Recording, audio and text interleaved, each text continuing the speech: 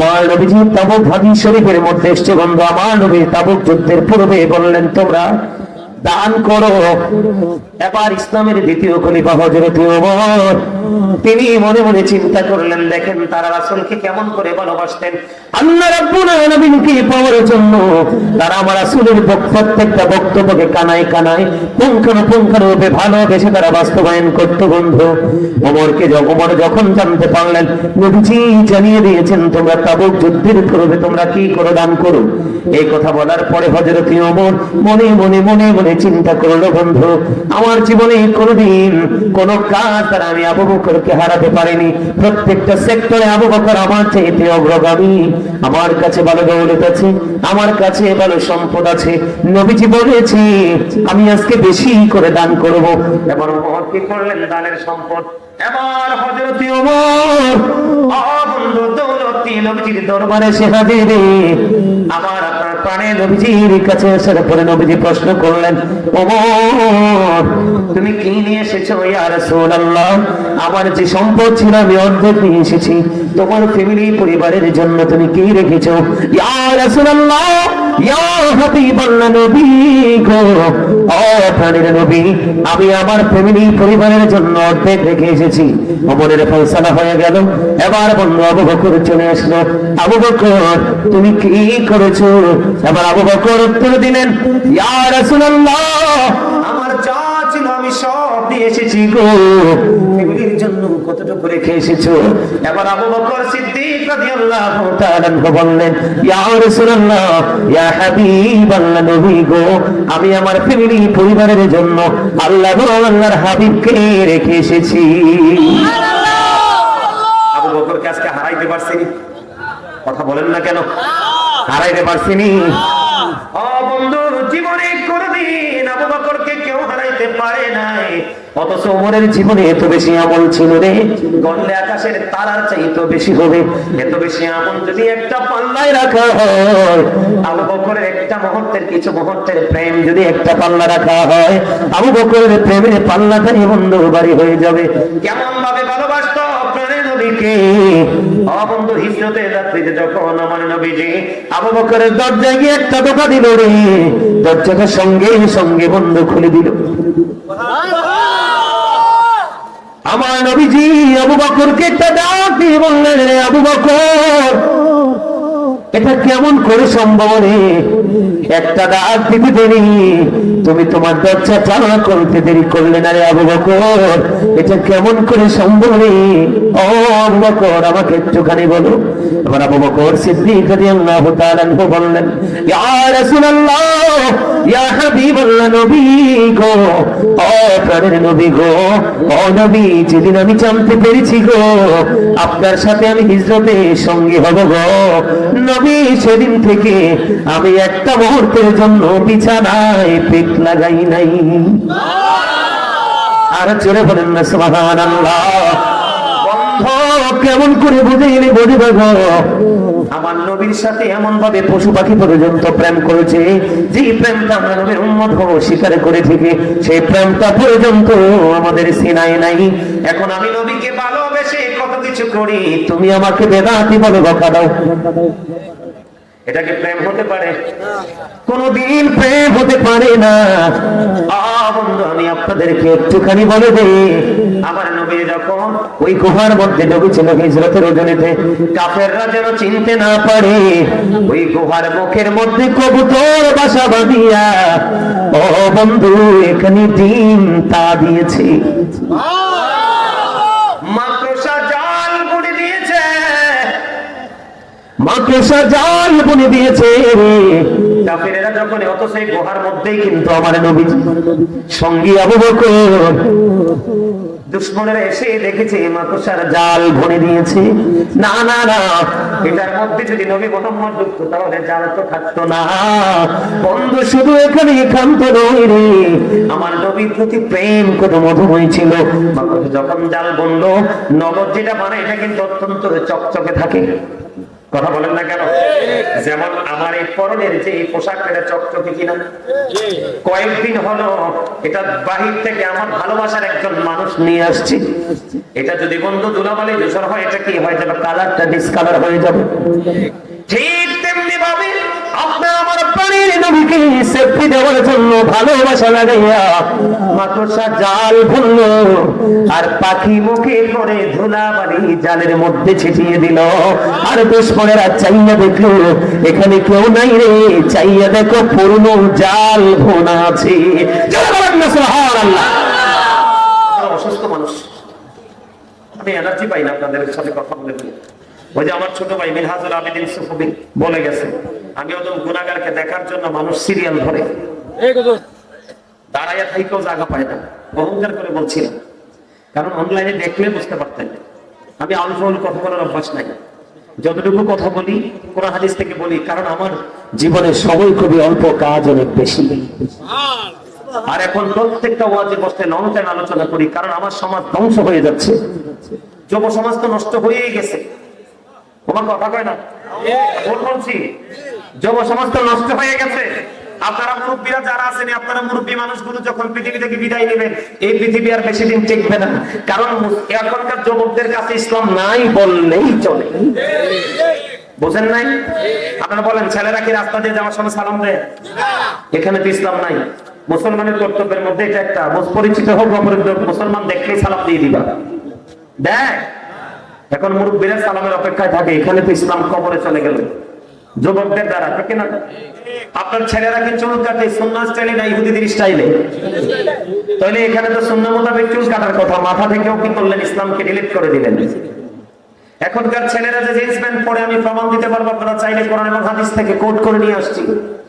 Jeans প্যান্টটা যে পরে, এটা কোরআন হাদিস তারা একবারে নাজায়েজ মুসলমানদের জন্য। তারপরে পোশাকে তো কি নাই? ইসলাম নাই, আছে? আর জানে মা বাবাকে ভালোবাসতে হবে, কারণ মা বাবাকে ভালোবাসা ফরজ, কষ্ট দেওয়া হারাম। We should obey our parents. আমাদের প্রত্যেকের উচিত পিতা মাতাকে মান্য করা। এখনকার ছেলেরা কি পিতা মাতাকে মানে?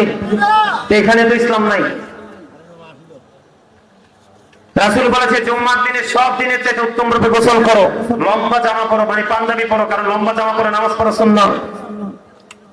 আতর লাগাও, গাড়ি থাকলেও হেঁটে হেঁটে কি মসজিদে চলে যাও, সবার আগে যাও, সবার পরে বেরো আসো। এখনকার ছেলেরা এত ডিজিটাল, সালাম ফিরাইবার আগে 2 রাকাত ফরজ পড়তে যায়, খুতবাও শোনে না। আর সালাম ফিরানোর পরে মোনাজাতও দেয় না, মনে হয় যে বিশ্বযুদ্ধ শুরু হয়েছে গেইটে। এখানে কি ইসলাম আছে? আপনি তো নামাজ পড়ে নামাজি হবেন তাকওয়া নিয়ে নামাজ পড়লে, আপনি তো এখন ডিজিটাল হয়েছেন, কমার্শিয়াল। এই নামাজ দিয়ে তো আপনি কিয়ামত পর্যন্ত পড়তে পারবেন, আল্লাহ পর্যন্ত পৌঁছাতে পারবেন না, নষ্ট কাজ থেকে বাঁচতে পারবেন না। এমনি করে প্রত্যেকটা সেক্টরের দিকে তাকায় দেখেন ইসলাম নাই। তো আপনি রহমত পাবেন কোত্থেকে? কথা বলে না কেন? আরো জোরে। আমরা ছোট্ট থাকতে স্কুলে যখন যাইতাম, বুঝছেননি, বাড়ির নিচে মানে জঙ্গল থেকে টোকাইয়া বড়ই খাইছি। কবে পড়ছে না সইরা খবর নাই, পাইছি তো এক সাইড ভালো, এক সাইডে মুখ দিয়ে খাইয়ে ফেলছি। আর গত 2-3 দিন আগে আমার এক বোন গ্রামের বাড়ি থেকে গাছ থেকে বড়ই পাইরা নিয়ে আসছে। কি কাপড় দিয়ে চাইয়া দেখি পোকা, খাইলাম নি পোকা। কথা কয় না কেন? এখন দেখবেন আপনি কোনো কিছু আপনার মন মতো পাবেন না, কারণ আল্লাহ যে আপনাকে মন মতো পথে চলতে বলেছে, আপনি চলেন না। এই জন্য আপনারও কোনো কিছু ঠিক, আল্লাহর ওয়ার্ডের মতো যখন ঠিক নাই, আপনার কর্মের রেজাল্টও ঠিক মতো আসে। আপনি নিজেকে শুধরাইতে হবে, সত্যিকারের আশিকের রাসূলের সাথে প্রেম করতে হবে, তাহলে আপনি অটোমেটিক্যালি পরিবর্তন হয়ে যাবেন। দেখেন আমার প্রেমের শেষ নাই রে, ভালোবাসার শেষ নাই। ওই যে মেঘমালা পর্যন্ত আমার নবীকে বন্ধু ভালোবেসেছে। আমার নবী যখন মা খাদিজার ব্যবসা নিয়ে বন্ধু সিরিয়ার উদ্দেশ্যে রওনা হয়ে গেল, বন্ধু মা খাদিজার যারা কাজের লোক নিয়োজিত ছিলেন, আমার রাসূলের সফর সঙ্গে ছিলেন, সবাই দেখেছে আমার নবীজিকে মেঘমালা পর্যন্ত ছায়া দিয়েছে। আর জোরে বলেন না সুবহানাল্লাহ। শুধু তাই নয়, আমরা কেমন মুসলমান, হযরত আলী রাদিয়াল্লাহু তাআলা তিনি বললেন আমি একদিন নবীজির সফর সঙ্গী হলাম, মক্কার আঁকাবাঁকা মেঠু পথে হাঁটা শুরু করলাম। হাঁটতে হাঁটতে নবীজির সঙ্গে আমি শুনতে পেয়েছি পায়ের তলার পাথরগুলো প্রাণের নবীকে সালাম দিয়েছে। আলী বলতেছে আমি শুনতে পেয়েছি নবীজি হাঁটতেছে, আর ডান বাম থেকে ওই গাছপালা গুলো প্রাণের নবীকে সালাম জানাইতেছে। জোরে জোরে বলেন না সুবহানাল্লাহ। সেই নবীকে ভালোবাসার দরকার আছে না নাই? বন্ধু আমি যদি বলি রে আমার নবীজি বলেছে আবু বকরের সম্পদ আমার যতটা উপকারে এসেছে আর কারো সম্পদ তত উপকারে আসেনি। আবু বকর চাও চিৎকার মেরে বললেন ইয়া রাসূলুল্লাহ, আমার সম্পদ নয় গো নবী, আমার জীবনটা পর্যন্ত আপনার জন্য প্রস্তুত।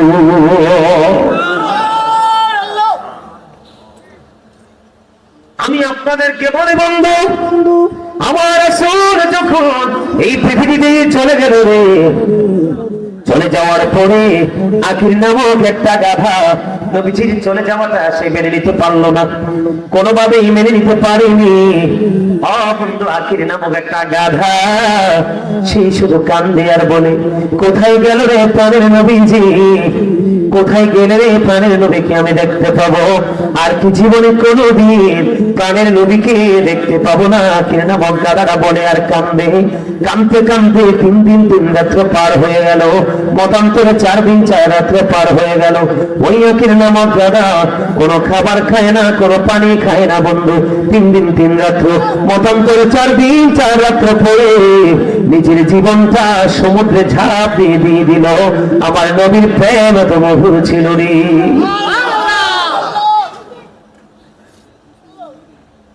আমরা সেই নবীকে ভালোবাসতে জানি না।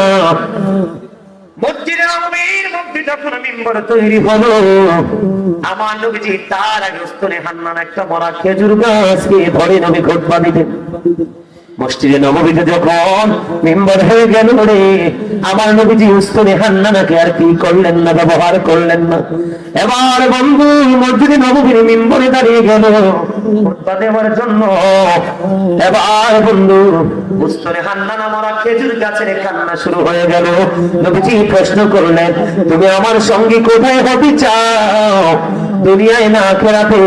আমি ওপারে আপনার সঙ্গী হতে চাই। জোরে জোরে বলুন সুবহানাল্লাহ। হযরত তালহা রাদিয়াল্লাহু তাআলা এক এক করে নবীর প্রেমে 70টা তীরের আঘাত খেল। কয়টা তীরের আঘাত? আর বলে নবীজি মদিনায় থাকা অবস্থায় বন্ধু 27টি যুদ্ধ করেছে। এর মধ্যে সবচেয়ে বড় যুদ্ধ হলো উহুদের যুদ্ধ। উহুদের ময়দানে দুশমনেরা বৃষ্টির মতো তীর ছুটতেছে। এই দৃশ্য দেখে হযরত তালহা নবীজিকে জড়িয়ে ধরলো। জড়িয়ে ধরে একটা তীরের আঘাত যেন প্রাণের নবীকে টাচ করতে না পারে। একটা নয়, দুইটা নয়, 70টা তীরের আঘাত। ও বন্ধু 70টা তীরের আঘাত সহ্য করেছে, তারপরও প্রাণের নবীকে একটা আঘাত লাগতে দেয়নি। 70টা তীরের আঘাত খাইয়া বন্ধু ও রামচন্দ্রপুরের আমার ভাই আমার বাবা গো, আমি আমার মা বোনদেরকে ডেকে ডেকে বলবো একটা বার তুমি নিজের বিবেকের কাঠ গড়ায় দাঁড়িয়ে নিজের বিবেকের আদালতে দাঁড়িয়ে প্রশ্ন করো তুমি তোমার নবীকে কতটুকু ভালোবাসতে পেরেছো। হযরতে তালহা একটা নয়, দুইটা নয়, 10টা নয়, 20টা নয় বন্ধু 70টা তীরের আঘাত খাইল। একটা বারের জন্য একটার পর একটা বন্ধু তীর এসে হযরতে তালহার বডিতে বন্ধু বিঁধতেছে, কিন্তু তার তীরের আঘাত লাগতেছে এইদিকে একটা বার। তার কোনো চিন্তা নাই রে, তার চিন্তা হলো কোন তীর যেন প্রাণের নবীকে আঘাত করতে না পারে। এই করতে করতে 70টা তীরের আঘাত খাওয়ার পরে রে হাসতে হাসতে নবীর সামনে শাহাদাত বরণ করে একটা বারের জন্য ওহু করে না।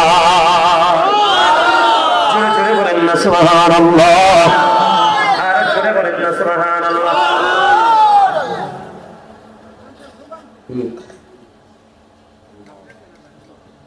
ওয়াজ নিয়ে কথা না উঠ কথা, অন্য কথাটা কম বলছো না। রাসেল কবিতা আমরা মানা করেছিল, তোমাদের এই মসজিদে আসলে নামাজ পড়েছে দেখছো না? আরে মিয়া, যে দুষ্ট মানুষ সমান তোমার খাইছে খাইছে, এদিকে একটা মসজিদ আছে, এমন দুষ্ট মানুষ। এই মিয়া যুগের পর যুগ এখনো পড়তেছি, দাড়িগুলো পাকাই ফেলছি। আমি গন্ডা মূর্খ যদি সামনে এসে কথা বলে মানা যায়? হ্যাঁ, কোনো সাজেস্ট করতে হলে করব, কিন্তু কোনো ইনস্ট্রাকশন তো নিতে পারি না। ধর্মীয় ব্যাপারে কথা বলেন না। আপনার মুরব্বী মানুষ, সেই ক্ষেত্রে সামাজিকতা নিয়ে আপনি দুনিয়া হিসাবে আমাকে উপদেশ দিতে পারেন, আদেশ করতে পারেন, কিন্তু ধর্মীয় ব্যাপারে তো আমি আপনার কাছ থেকে ইনস্ট্রাকশন নিব না, কারণ আপনি তো মোটেও কিছু জানেন না। কথা বলেন না। এই মিয়া, মসজিদের খতিব যদি অনেস্ট না হয়, কোনদিন সমাজের মধ্য থেকে গুমরাহি দূর করা সম্ভব নয়। মনে রাখবেন, যেই ইমাম সাহেব দেখবেন সভাপতি, সেক্রেটারি, মোতাল্লির পাঁচ হাতে চাকরি বাঁচানোর জন্য, ওই ইমাম সাহেবের পিছনে কোনদিন নামাজ পড়বেন না। এইটারও নামাজ হইতো না, আপনাদেরটাও হবে না। কথা বুঝতে পারছে? আমি অনেক মসজিদ, আমি আমার জীবনে জুমাই পড়াইছি, আমি এখন জুম্মাই পড়াই না। কারণ হয় সেক্রেটারি নাই, ক্যাশিয়ার নাই, মোতাল্লি নাই, সভাপতি একটা না একটা ওয়ান নাম্বার বাটপার থাকে। কথা বলেন না কেন? অত্যাচারে আমাদের মতো স্কলার আমরা কেন মসজিদে দাঁড়িয়ে দাঁড়িয়ে আপনাদের 5,000 টাকা? আমার জীবনে যত মসজিদে দায়িত্ব পালন করেছি, জীবনে কোনোদিন কোন মসজিদ কমিটি বলতে পারবে না গাজী সুলাইমান কি ঈদেও 1 টাকা বোনাস দিতে পারছে নেই। কারণ আমি আপনার পকেট কাটার জন্য আসি নাই, আপনার পকেট ভরার জন্য আসছি। ঠিক কে বলেন?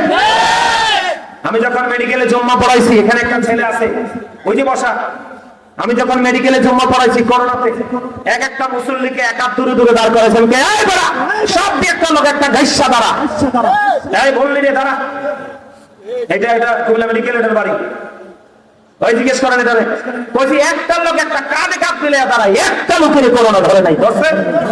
অথচ তারা 2 হাত 3 হাত দূরে খাড়াইছে, করোনায় মরছে। আমার মসজিদের মুসলিম মরে নাই, কারণ আল্লাহ রাব্বুল আলামিন তাকায় মানুষের কনফিডেন্সের দিকে, আত্মবিশ্বাসের দিকে। আমার বিশ্বাস ছিল আমি আল্লাহ গোলামি করার জন্য এখানে আসছি, এই গোলামের জন্য যদি করোনা হয়ে মারা যায় তাহলে গেলে গেলাম। একটা লোক আমার মসজিদে গোর করোনাতে মারা যায়নি, অথচ আশেপাশে অনেক লোক করোনা আক্রান্ত হয়ে মারা গেছে। এই করোনাতে যখন আমি জুম্মা পড়াই, একজন হাফেজ ছিল, আমি মসজিদ কমিটিকে বলছি হাফেজের নাম দিয়ে হাদিয়া তোলে যদি আমাকে 1 টাকা দেন, এই দুনিয়াতে হয়তো দেখবো না, হাসরের দিন আমি কিন্তু আপনাদের ধর্ম আল্লাহর কাছে দরখাস্ত দিয়ে রাখছি।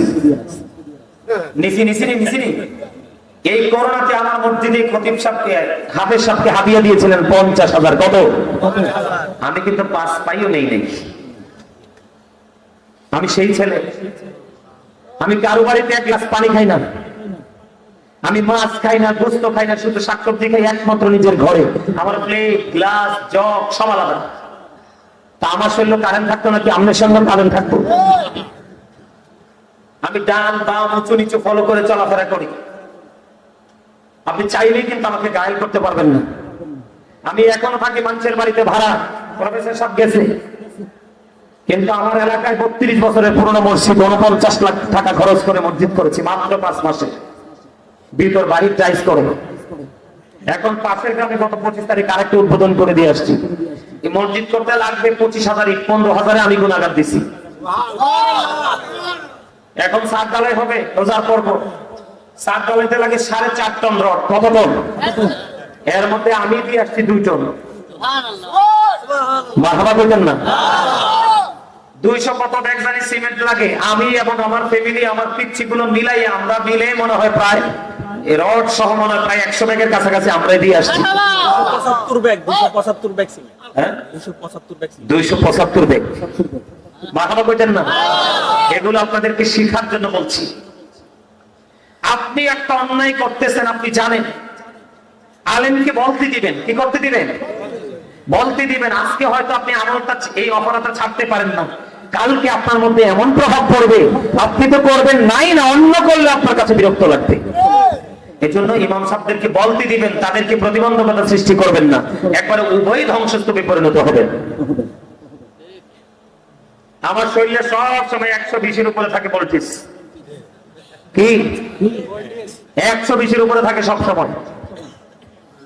এটা আমি মনে করি আল্লাহর পক্ষ থেকে দেওয়া এক নিয়ামত।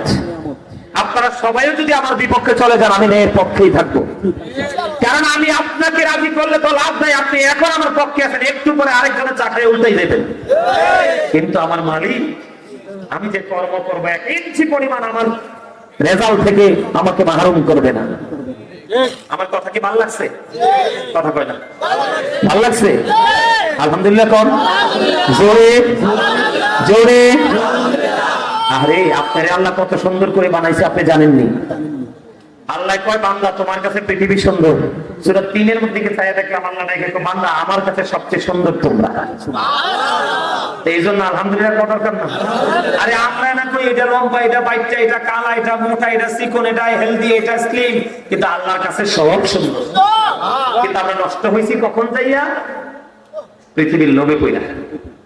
এই জন্য আল্লাহ সূরা ইউনূসের 44 নম্বর আয়াতে বলেছে ইন্নাল্লাহা লা ইয়াজলিমুন নাসা শাইয়্যান ওয়ালাকিন্নান নাসা আনফুসাহুম ইয়াজলিমুন।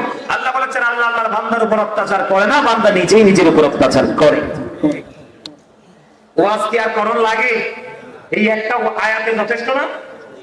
আমরা আল্লাহ কইতেছে আল্লাহ বান্দার উপর কোনো অত্যাচার করে না, বান্দা নিজে নিজের উপর অত্যাচার করে। যেমন আজকের এই মাহফিলে আপনারা যারা আসছেন তারা কিন্তু অনেক সুখী, কিন্তু যারা আসতে পারে নাই তারা বদকিসমত। তারা তাদের উপর কি করেছেন? জুলুম করেছেন। কারণ আজকে আপনাদের সবার জন্য দায়িত্ব হলো জান্নাতের বাগানে আসা। কারণ 365 রাতের মধ্যে একটা রাতের কিছু অংশ হয়, এতে কি হয়? আলেমরা এলাকাতে পাড়া দেয়, মৃত্যু ব্যক্তিরা যারা আর তাও ওরা খুশি। কমপক্ষে 40 দিন আল্লাহ কবর আযাব বন্ধ রাখবে এই গ্রামের আলেমদের কদমের ছোঁয়ায়। এই জন্য আল্লাহ বলেছেন আমার প্রিয় লোকেদের সাথে যুক্ত হও আর আমার জান্নাতে চলে আসো। সুবহানাল্লাহ বলেন না কেন?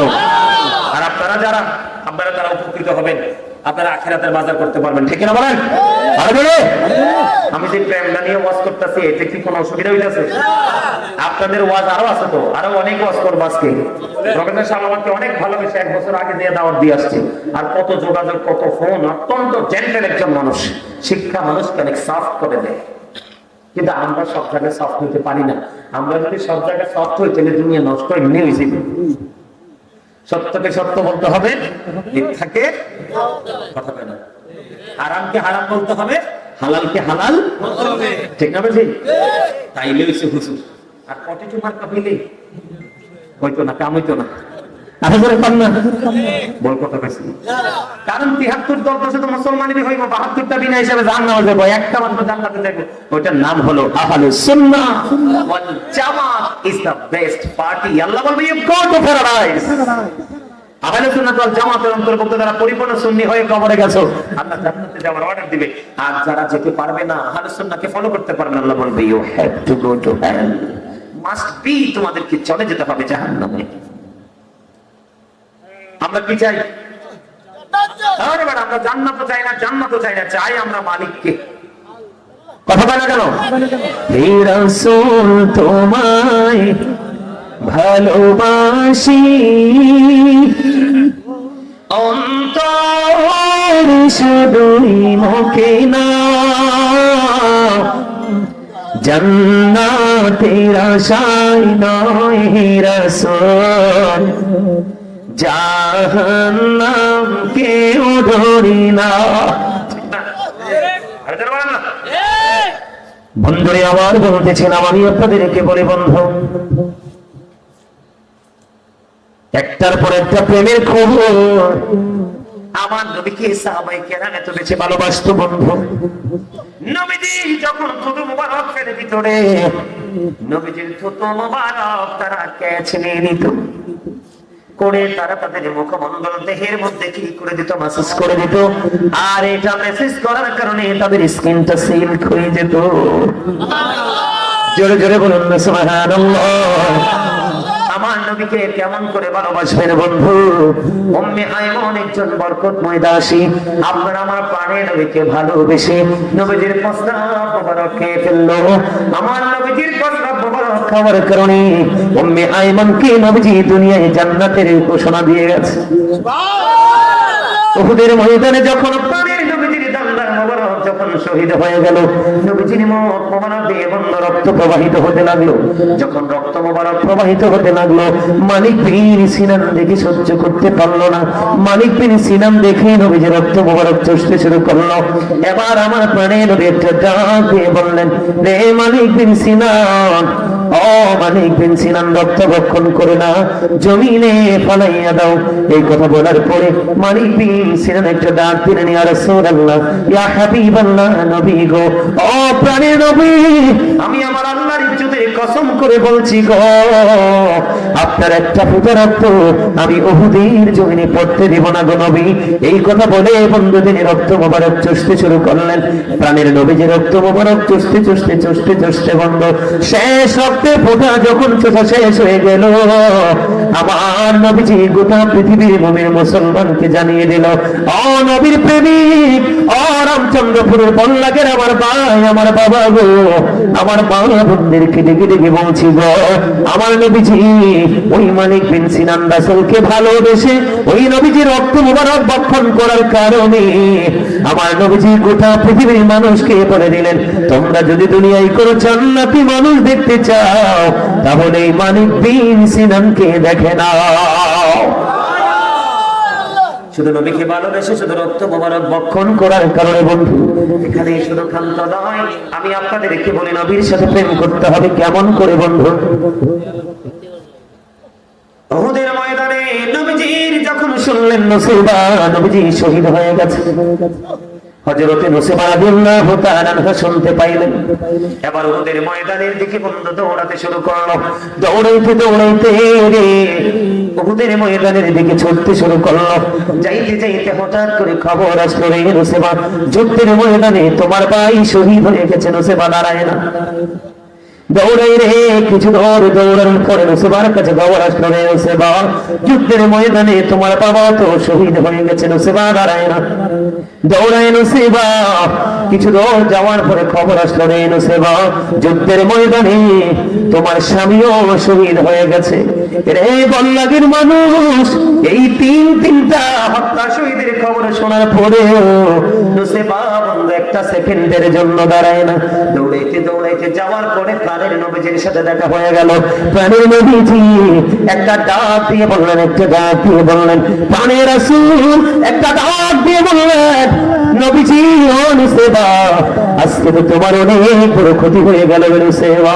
এবার নুসৈবা একটা ডাক দিয়ে বললেন, ইয়া রাসূলুল্লাহ, ইয়া হাবিবাল্লাহ, নবী গো, ও প্রাণের নবী, আমার ভাই, আমার বাবা, আমার স্বামী শহীদ হয়ে গেছে, আমার বিন্দু পরিমাণ কোনো দুঃখ নাই গো নবী, আমি আপনাকে পেয়েছি তো সব পেয়ে গেছি। নবীর প্রেম কি জিনিস বুঝতে পারছেন? বিশেষ করে আজকে রামচন্দ্রপুর বল্লাগের যুবকদের উদ্দেশ্যে বলি, একটা যুবক যুবতী জীবনের সবচেয়ে বড় আনন্দের সময় হলো বিয়ের দিন এবং বাসর রাত। কথা বলেন না, কোন দিন?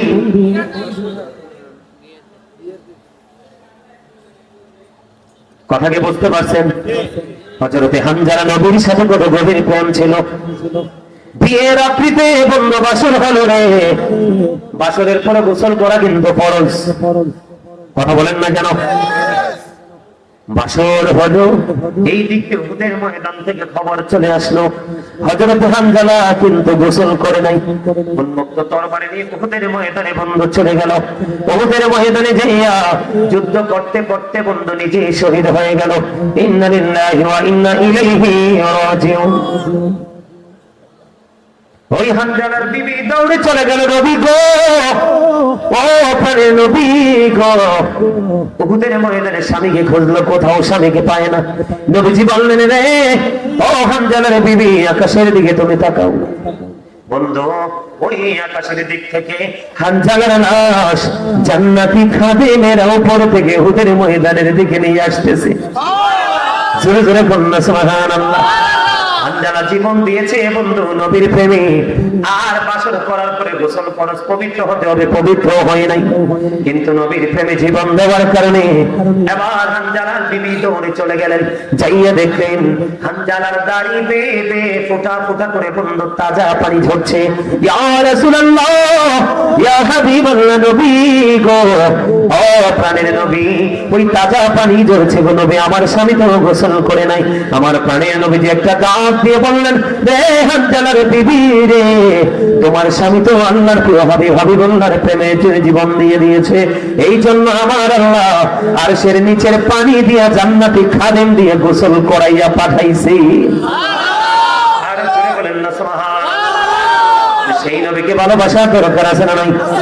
এই জন্য আমি আপনাদেরকে আজকে বলেছি, আল্লাহ বলেছেন ইমানদারদেরকে দেখে তুমি জাহান্নাম থেকে বাঁচো, তোমার পরিবারকেও জাহান্নাম থেকে বাঁচাও। আপনি বাঁচবেন এবং বাঁচাবেন, এটার জন্য সর্বপ্রথম করতে হবে আপনার রাসূলের সাথে প্রেম। আপনি সারা জীবন অন্যায় করেছেন, সারা জীবন বন্ধ অপরাধ করেছেন, কোনো টেনশন করার দরকার নাই, কোনো চিন্তা করার দরকার নাই। আপনাদের জন্য কাল থেকে পরশু দিনই বয়ে আনছে নিয়ামত। কথা বলে না কেন? কোন মাস? আর যারা বলেন না কোন মাস? পাবো গো তোমায় এই তো মনে আশা।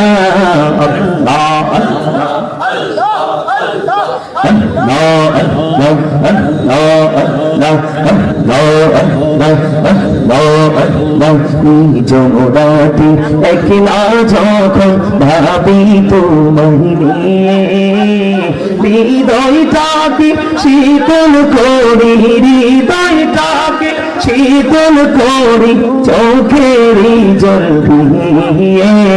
আল্লাহ আল্লাহ আল্লাহ আল্লাহ জীবন বড়িয়া করছি রে গোনা, জীবন বড়িয়া করছি রে গোনা, ক্ষমা করে দাও রে দয়াল, ক্ষমা করে দাও। এই গোনা বলে ক্ষমা করিয়া কবুল করে নাও রে দয়াল, কবুল করে নাও।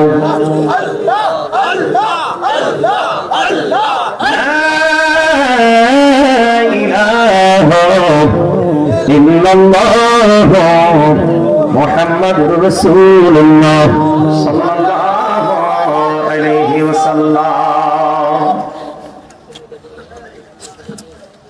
সম্মানিত উপস্থিত, সম্মানিত উলামায়ে কেরাম, আমন্ত্রিত অতিথিবৃন্দ, দাড়ি পাকা আমার মুরব্বী বাবারা, যুবক ভাইয়েরা, পর্দার অন্তরালে রয়েছেন আমার মা বোনেরা, বিশেষ করে আজকে রামচন্দ্রপুর বল্লাক প্রগতিশীল যুব সংগঠনের উদ্যোগে 29তম বাৎসরিক 29 বৎসর পূর্তি উপলক্ষে ওয়াজ ও দোয়ার মাহফিলের আয়োজন করা হয়েছে। যারা টাকা দিয়ে, পয়সা দিয়ে, অর্থ দিয়ে, বুদ্ধি দিয়ে, শ্রম দিয়ে, সার্বিক সহযোগিতার মাধ্যমে আজকের জান্নাতের বাগান সাজিয়েছেন, সকলের প্রতি আমার আন্তরিক সালাম। আসসালামু আলাইকুম ওয়া রাহমাতুল্লাহি ওয়া বারাকাতুহু। আপনাদেরকে এই একটা কথা বললে কি রাগ করবেন?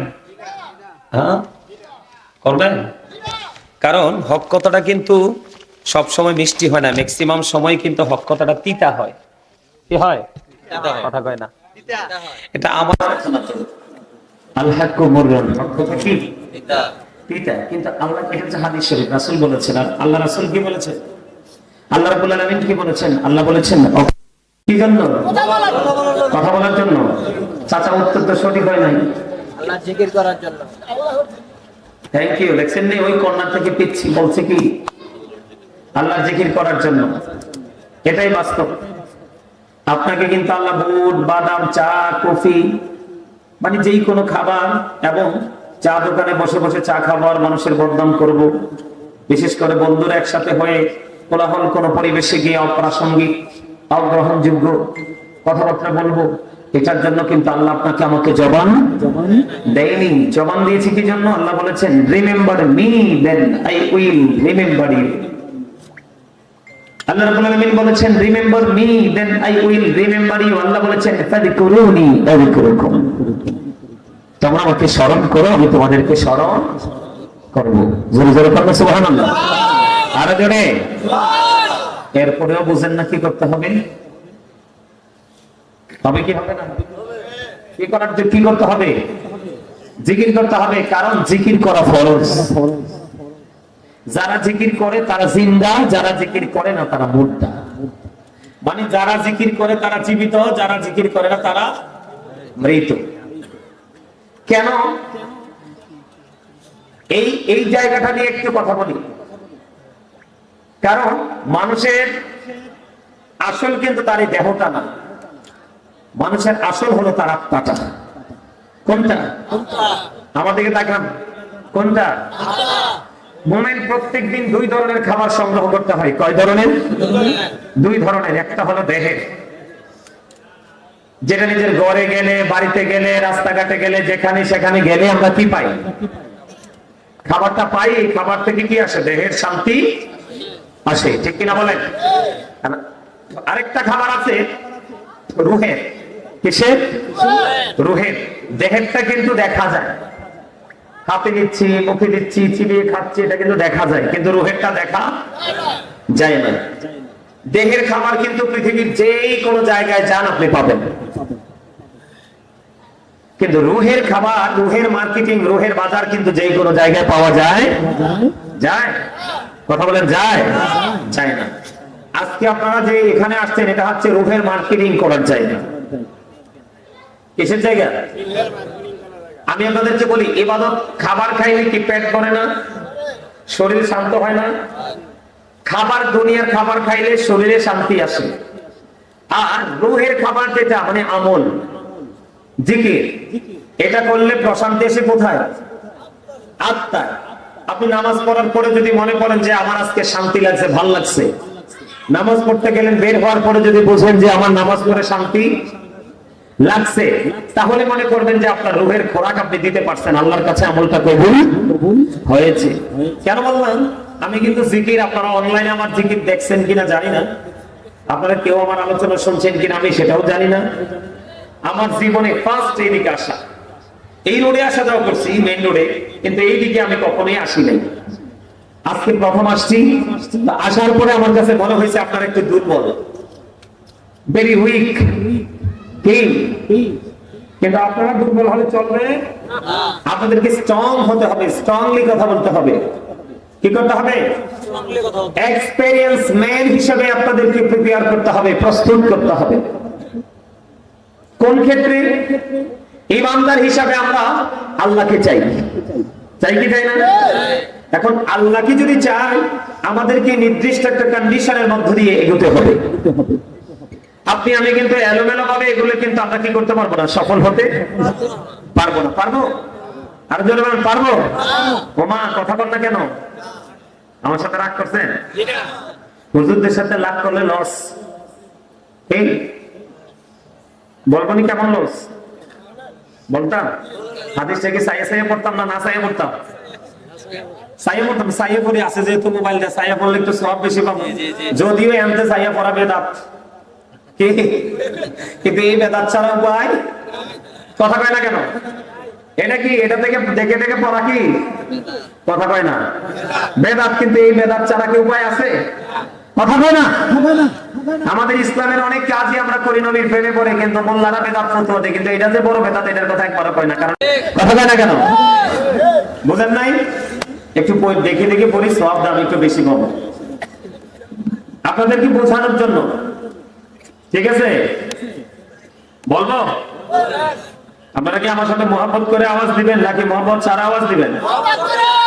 আমাদের দুরূদ আর জিকিরে তো মনে হয় না মহব্বত আছে বললা। হ্যাঁ, এই আমার আলোচনা শুনতে হলে শর্ত মানতে হবে। কি করতে হবে? শর্ত দিব। আর বেড়ে এই মুরব্বী, কলিমুদ্দি, এমনি এমনি কোনায় কোনায় হাঁটা যাবে না। স্টেজে আসেন, এটারে এই জন্য ডাক দিচ্ছে, এটা কিন্তু আইয়ে না, এটা আবার যাই গেছে কি লিখি ওই আউটসাইড যে একটা যাচ্ছে। এই এটা মনে হয় পরিচিত, এই কারণে হ্যাঁ বলছে, এটা তো দোষ আমি মনে করি না, কারণ ওর বয়স সেম টু সেম। আমার দিকে তাকান, হুজুরদের সাথে শত্রুতা করা যাবে না, তাদের সাথে প্রেম করতে হবে। আর এই প্রেম আপনার জন্য কত ইজি করে দিবে আল্লাহকে পাওয়া, এটার একটা প্রমাণ বুখারী এবং মুসলিম শরীফ থেকে। আমি বলি, বিসমিল্লাহির রহমানির রহিম। عن أبي هريرة رضي الله تعالى عنه قال رسول الله صلى الله عليه وسلم من أطاعني فقد أطاع الله ومن عصاني فقد عصى الله ومن أطاع أميري فقد أطاعني ومن عصى أميري فقد عصاني متفق عليه। الله أكبر। হযরত আবু হুরায়রা রাদিয়াল্লাহু তাআলা আনহু থেকে হাদিস কেন বর্ণিত, আমার নবী, আপনার নবী, দু জাহানের বাদশা নবী, রাহমাতুল লিল আলামিন, ওনার পবিত্র জামান মুবারক দ্বারা তিনি পবিত্র হাদিস কেন বর্ণনা করেছেন, যে হাদিসটা এসেছে বুখারী এবং মুসলিম শরীফের মধ্যে। বন্ধু, কেন আপনি আলেমদেরকে ভালোবাসবেন এটা বোঝানোর জন্য। যদি আমার আলোচনার বিষয় এটা নয়, আপনারা দুর্বল, আপনাদেরকে অ্যাক্টিভ করতে হবে, এই জন্য বন্ধু আপনাদেরকে স্ট্রং করতে হবে, এই জন্য আপনাদের মানসিক পরিবর্তনের জন্য আমার এই দিকে আসা। আপনারা একটু মহব্বত করে আমার হাদিস কানা শুনবেন এবং মন দিয়ে এটাকে হৃদয়ে ধারণ করবেন। আল্লাহর হাবিব বলেছেন, মান আতাআনি ফাকাদ আতা আল্লাহ, যে ব্যক্তি আমার আনুগত্য করে সে আল্লাহর আনুগত্য করলো। সুবহানাল্লাহ, সুবহানাল্লাহ বলেন না কেন? বলতেছে কে? রাসূল। আমার আগে আমার ছোট ভাই মিনহাজুল আবিদিন সুফুবি মাইকটা সাইডে দিয়ে ভালাই তো করছে, ওকে আই সাইডে দিতাম না। হ্যাঁ, আমি কই রাসূল বলতেছে, হ্যাঁ কই আল্লাহ বলতেছে। এই আমার আলোচনা শুনতে হলে আপনাদেরকে সত্য মানতে হবে। কি করতে হবে? কথা বলেন না, কি করতে হবে? সত্য নিতে রাজি সবাই? আমার প্রথম শর্ত, ফার্স্ট কন্ডিশন হলো স্টপ ইউর মাউথ এভরিবডি। সকলের জবানকে বন্ধ রাখতে হবে। আমার দ্বিতীয় শর্ত, second condition, you listening my lecture very attentively. আমার কথা সবাইকে মন দিয়ে শুনতে হবে। থার্ড কন্ডিশন, আপনি যদি বলেন আই সে ডোন্ট অ্যাকসেপ্টেবল, আমি বলবো I say go to your seat, out of sight. আমার কথা কই না? সবাই এই সীমানা ত্যাগ করে বাড়ি চলে যেতে হবে, কারণ আপনার দেহ যদি এখানে থেকে, মন যদি অচিন্তে শিখুরি, আপনার এই পয়সা থেকে লাভ নাই। বাসায় দিয়ে পিঠ লাগে ঘুমান, আগামী দিন ভালোভাবে কাজ করতে পারবেন।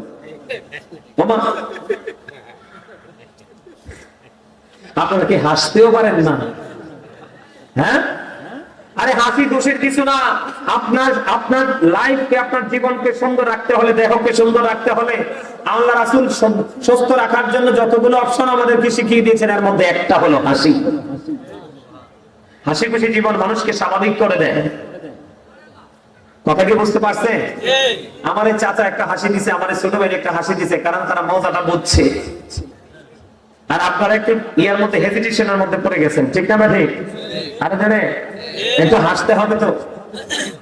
আমি বলতেছি, রাসূল বলতেছে, আপনি বলতেছেন, আল্লাহ বলতেছে, এরকম ভাবে ওয়াজ শুনতে তো লাভ নাই। এই 29তম মাহফিল, এত বছরে, 28 বছরে কি শিখছেন আমার বলতে পারবেন? এটা কিন্তু একটা ক্লাস। এটা কি? এটা একটা ক্লাস, প্রফেশনাল, এটা একটা টিচিং প্রফেশন। এটা কিন্তু শুটিং স্পট নয়। আমি আপনাদেরকে টিচিং দিচ্ছি, আপনারা সবাই টিচিং নিচ্ছেন। এখানে আমার বাবার বয়সী, দাদার বয়সী অনেক অনারেবল পারসন আছেন, কিন্তু এই মুহূর্তে সবাই আমার স্টুডেন্ট। আমার ঠিক মতো বলতে পারেন? আপনি কি নিজেকে স্টুডেন্ট মনে করলে কি লস? আমি লাইন মতো ওয়াজ করব, তখন আপনি ওয়াজ থেকে বুঝে নিতে পারবেন আপনার আর আপনার পছন্দের বক্তার মধ্যে কমিউনিকেশনটা কেমন রাখা দরকার। যদি আপনার মন না থাকে, মিনহাস এই হাদিসটা এনে রাখলাম, আর কত ওয়াজ করতে হবে তার আর জানেন নাই। ছোট্ট করে একটা টপিক আমি আপনাদেরকে দেই, দেখি আপনাদের বিবেকটা প্রসারিত হয় কিনা। এই যে বডিটা, এটা কি? বাংলাতে বললে দেহ বা শরীর। কি? আবার আরেকটা আছে মানুষ। কি? কি মানুষ? ইংলিশে কি বলা হয়? ম্যান অথবা পারসন। আল্লাহর কোরআনের ভাষায় কি বলা হয়? আল্লাহ কখনো বলেছেন ইয়া আইয়ুহান নাস, কখনো বলেছেন ইয়া আইয়ুহাল ইনসান।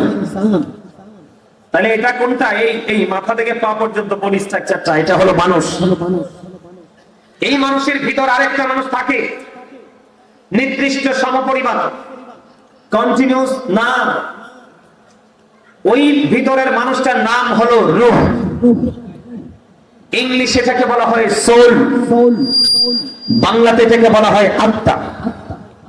আল্লাহ বলেছেন, say the soul is the order of my lord, only রূহু মিন আমরি রাব্বি, first tense, present tense, future tense, অতীত, বর্তমান, ভবিষ্যৎ। আপনারা ফার্স্ট টাইমে আমার দিকে তাকান। ফার্স্ট টাইম কি কেমন? আমরা কিন্তু ফার্স্ট টাইম আব্দুর রহিম ছিলাম না, আব্দুল জলিল ছিলাম না, খলিলুর রহমান ছিলাম না। কেন ছিলাম না? ফার্স্ট টাইম আমাদের কন্ডিশনটা এমন ছিল রূহটা ছিল আলমে আলো হয় আল্লাহর আরশের চারপাশে, রূহের জগতে। আর দেহটা ছিল, রাসূল বলেছেন ওমান সানি ফাকাদ সাল্লা, যে ব্যক্তি আমার অবাধ্য করে সে আল্লাহর অবাধ্য করলো। তার মানে রাসূল মানলে আল্লাহ বড় হয়ে যায়, রাসূলের অবাধ্য হলে আল্লাহর অবাধ্য হয়ে যায় অটোমেটিক্যালি। কে বলতেছে? আপনার আমার প্রাণের রাসূল। এরপরে সেকেন্ড টাইম রাসূল কি বলেছে দেখেন, রাসূল বলেছেন ওমান আতা আমিরি ফাকাদ আতানি, যে ব্যক্তি আমার আমিরের অনুগত করে সে আমার অনুগত করলো।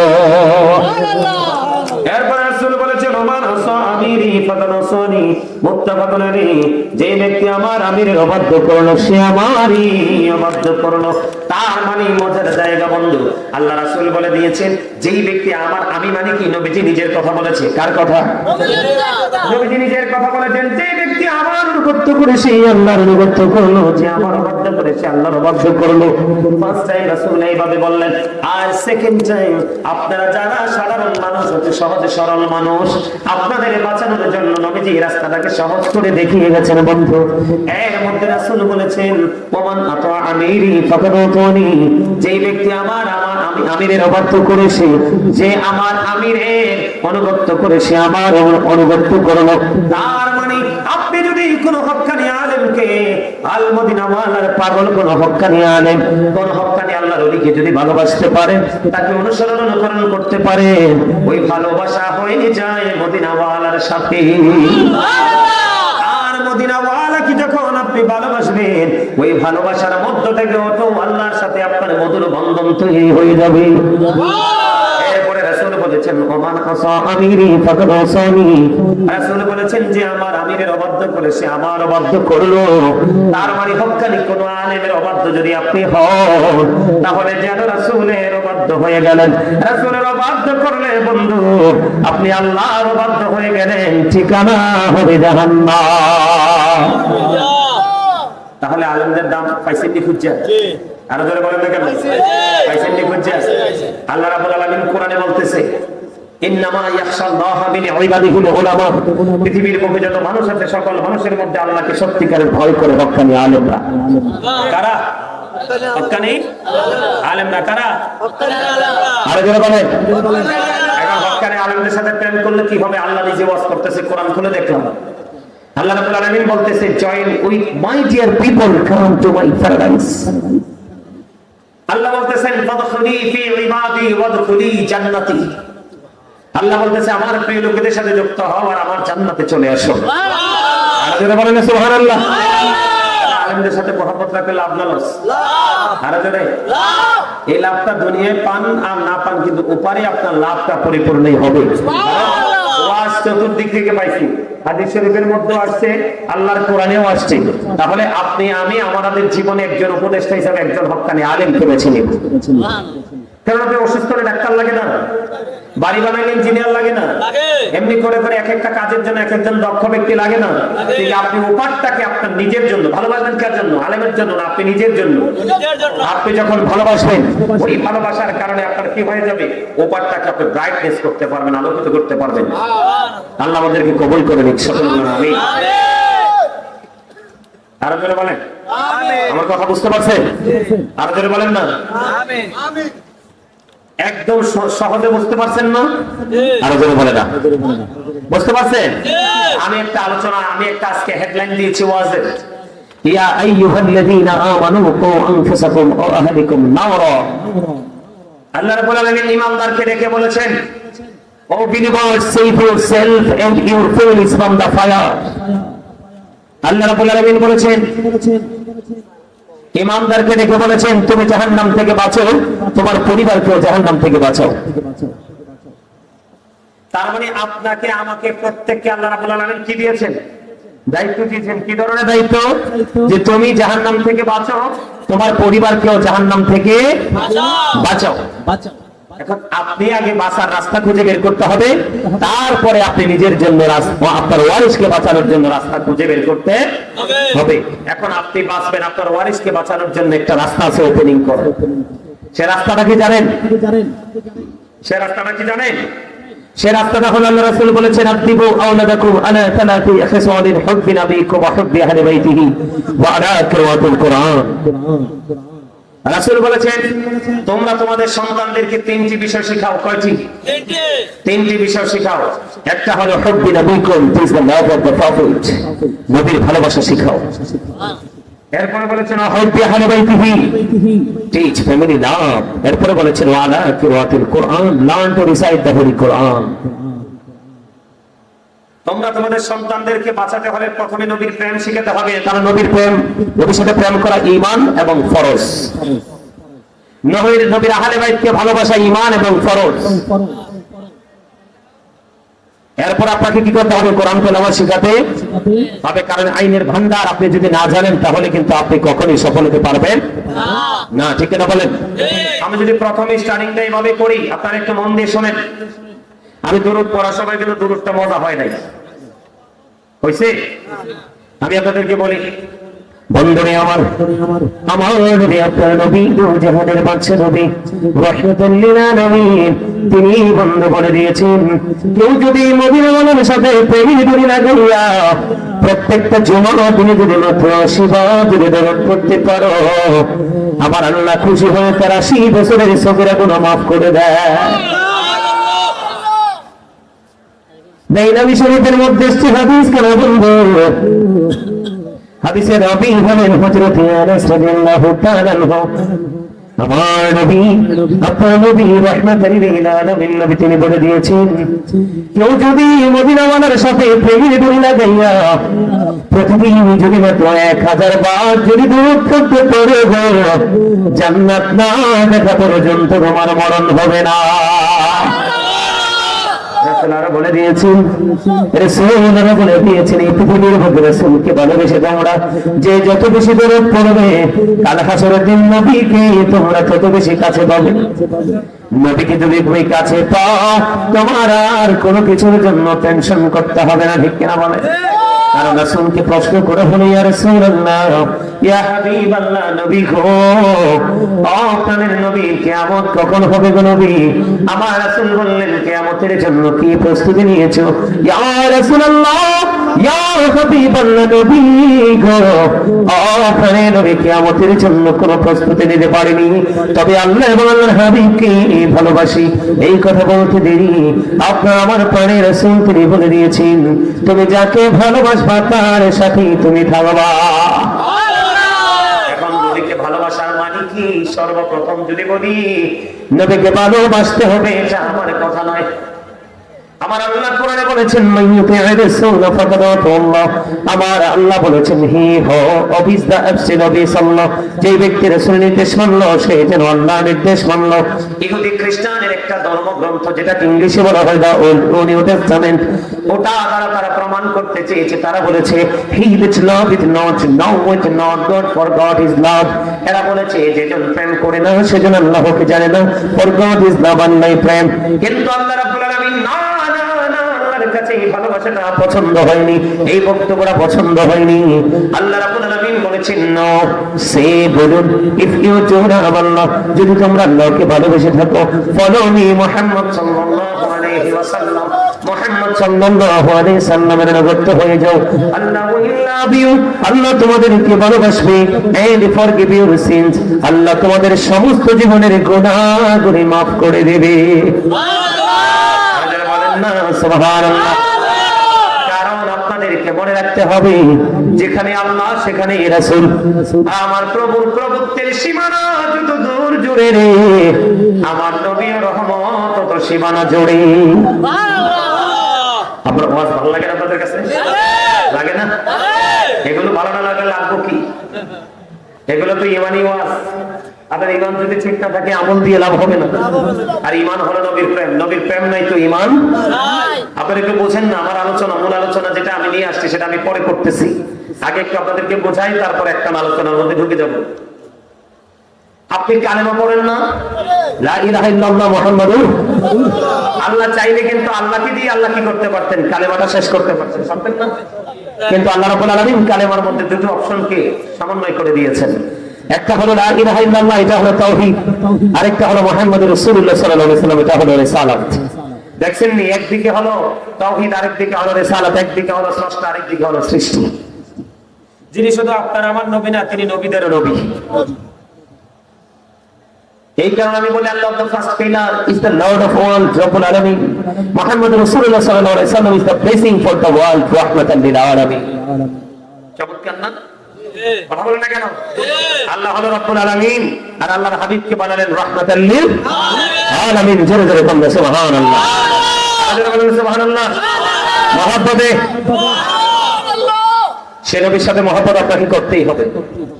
সাহাবায়ে কেরাম